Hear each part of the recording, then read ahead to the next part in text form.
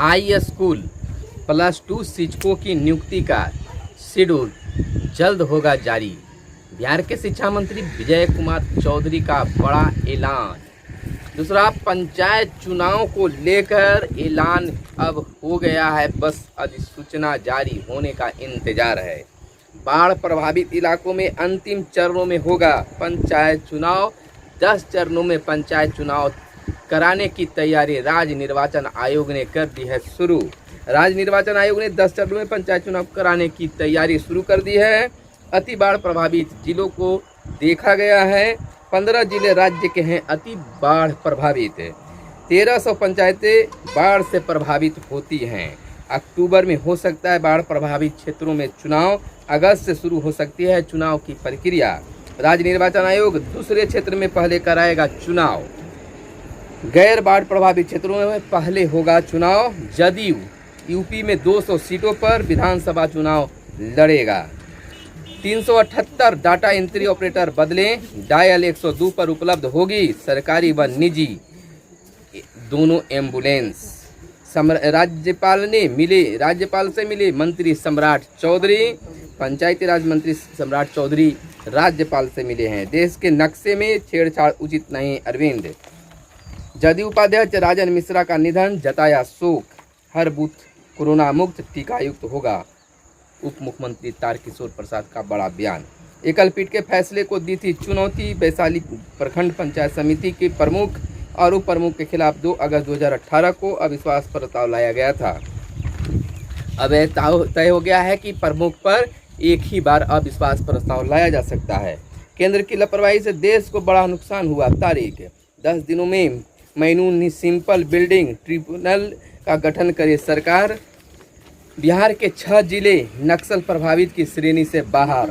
प्रखंड प्रमुख के खिलाफ अब एक बार ही अविश्वास प्रस्ताव। कारोबारियों के लिए केंद्र सरकार ने खजाना खोला। जम्मू के सैन्य बेस पर ड्रोन हमले की साजिश नाकाम।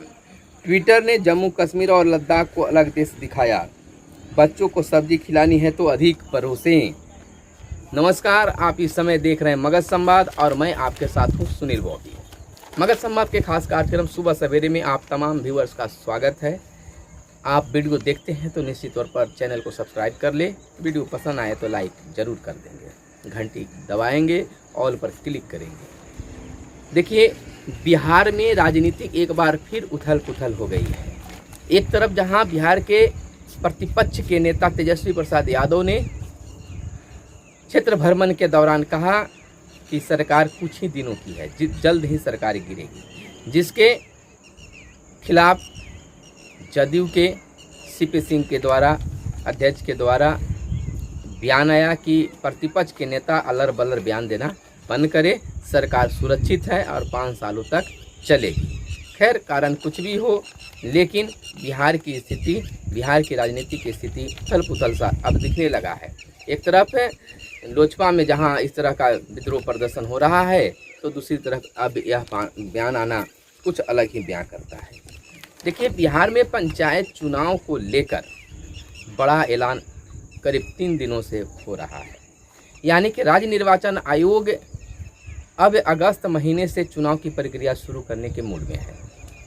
10 चरणों में चुनाव कराने को लेकर राज्य निर्वाचन आयोग के द्वारा अब तैयारियां शुरू कर दी गई है।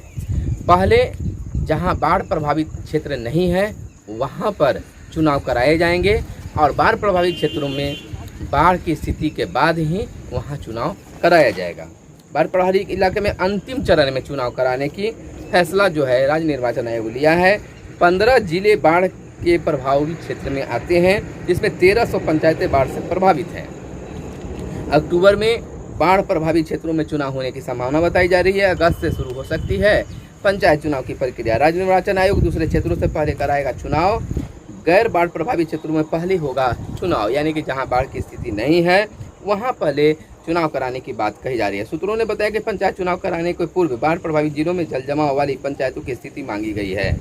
इधर राज्य के 34 जिले बाढ़ प्रभावित क्षेत्र में आते हैं। इसमें से अति बाढ़ प्रभावित 15 जिले हैं, जिसमें सुपौल, मधेपुरा, शिवहर, सहरसा, खगड़िया, सीतामढ़ी, दरभंगा, मुजफ्फरपुर, मधुबनी, समस्तीपुर, वैशाली, कटिहार, पूर्वी चंपारण, बेगूसराय और भागलपुर आते हैं। इन जिलों में जल जमाव वाली पंचायतों को चुनाव अंतिम चरण में होगा।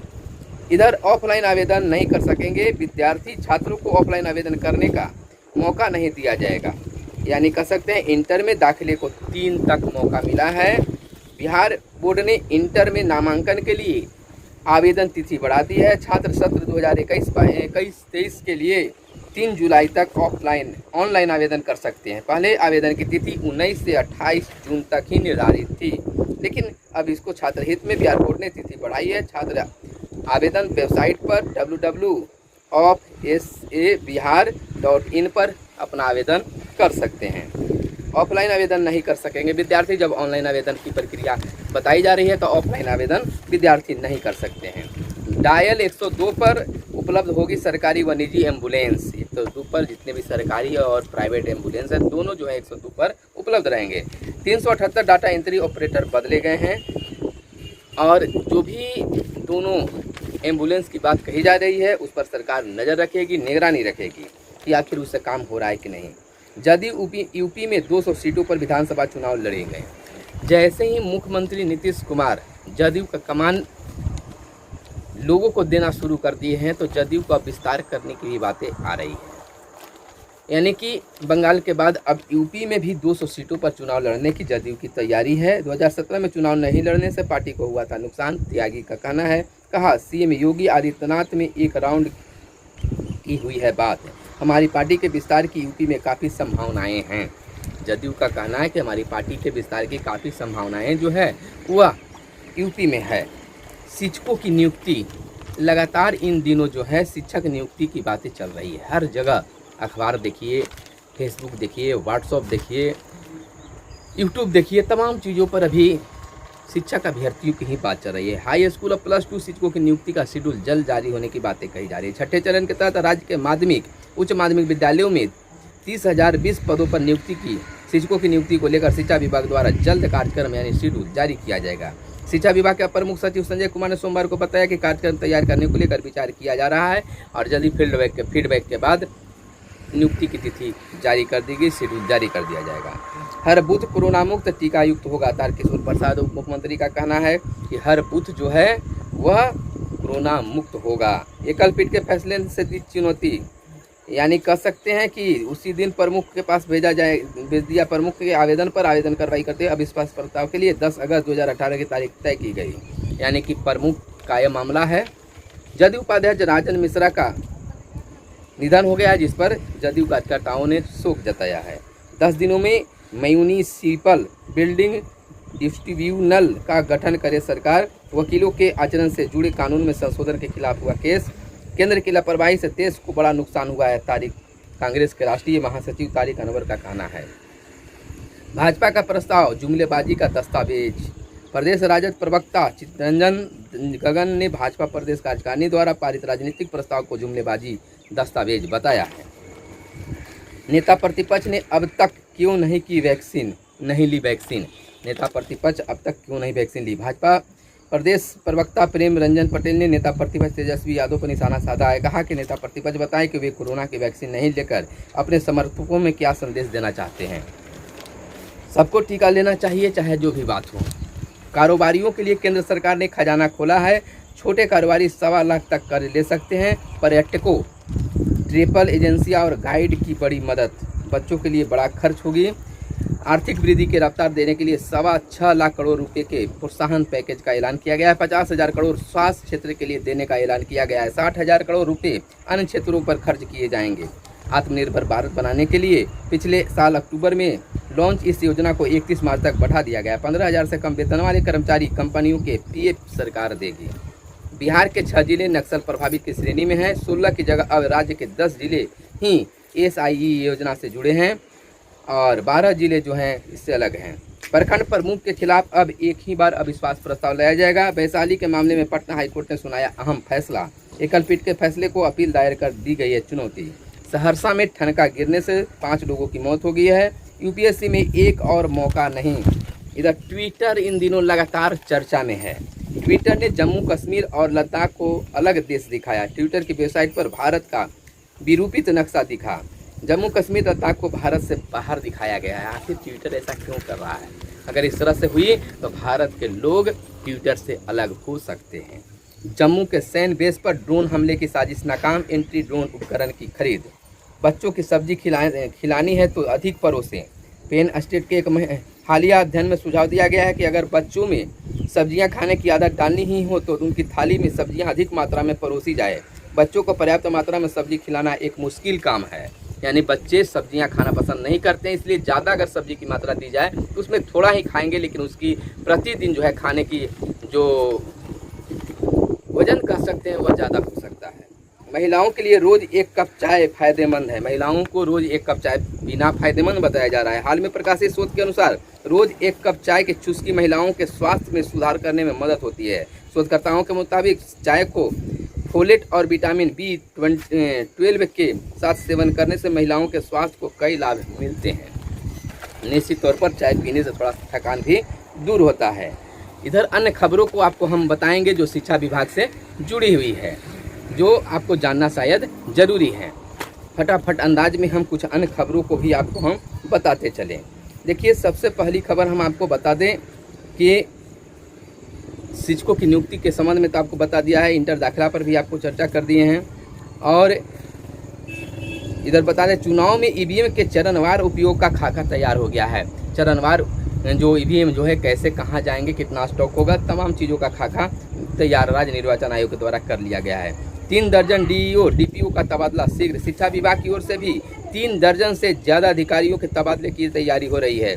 जिन अधिकारियों के तबादले की सूची बनी है उसमें जिला शिक्षा अधिकारी DEO, जिला कार्यक्रम पदाधिकारी DPO, क्षेत्रीय उप निदेशक RDDE और उप निदेशक समेत सहायक निदेशक स्तर के अधिकारी शामिल है। इसकी अधिसूचना भी इस सप्ताह जारी होने की संभावना बताई जा रही है। 5वीं तक के बच्चों के क्षमा करेंगे, 5वीं तक के बच्चों को भी शुरू हुई टीवी पर पढ़ाई शुरू हो गई है। 30 तक 11वीं के मार्क्स अपलोड करने के CBSE बोर्ड ने स्कूलों को दिए खास निर्देश। 1.25 लाख शिक्षकों की नियुक्ति 15 अगस्त तक है। माध्यमिक उच्च माध्यमिक शिक्षकों की बहाली को अगले माह काउंसलिंग शुरू होगी। नियुक्ति पत्र देने से पहले होगी सर्टिफिकेट की जांच। अब जो भी शिक्षक के रूप में बहाल होंगे, बहाली से पहले ही उनके प्रमाण पत्रों की शैक्षणिक प्रमाण पत्रों की जांच है अब विभाग करेगी। यह बेहतर कार्य है। अगर बहाली से पहले ही जांच हो जाती है तो फिर कोई सवाल ही नहीं उठता है उनके जांच करने की बात। तो यह एक बेहतर कह सकते हैं। CBSE स्कूलों को 30 तक 11वीं के मार्क्स अपलोड करने का निर्देश दिया गया है। बिहार पुलिस को मिलेंगे 15,000 नए सिपाही और दरोगा। 11,880 सिपाहियों का प्रशिक्षण अगले माह से शुरू होगा। 2,200 से अधिक दरोगा व सार्जेंट का प्रशिक्षण जुलाई से शुरू हो जाएगी। SC ST योजना तथा अति पिछड़ा वर्ग उद्यमी योजना के लिए भी आवेदन। 6 जुलाई के बाद खोले जाएंगे शिक्षण संस्थान। डेल्टा प्लस फेफड़ों को तेजी से कर रहा है संक्रमित, इससे भी बचने की काफ़ी ज़रूरत है। जिले में नियोजित शिक्षक हेतु 638 दिव्यांगजनों ने किया आवेदन। बिहार शरीफ से यह खबर है। स्नातक तृतीय खंड का ऑनलाइन अध्ययन शुरू हो गया है दरभंगा। दिव्यांगों को पदोन्नति में आरक्षण से वंचित नहीं किया जा सकता है, सुप्रीम कोर्ट का यह खास निर्देश है। नियुक्ति पत्र देने से पहले होगी प्रमाण पत्रों की जांच। तो खबरों में आज बस इतना ही। अगर आपको यह वीडियो पसंद आया हो तो निश्चित तौर पर लाइक करेंगे, चैनल को जरूर सब्सक्राइब कर लेंगे। धन्यवाद। जय हिंद, जय भारत, वंदे मातरम।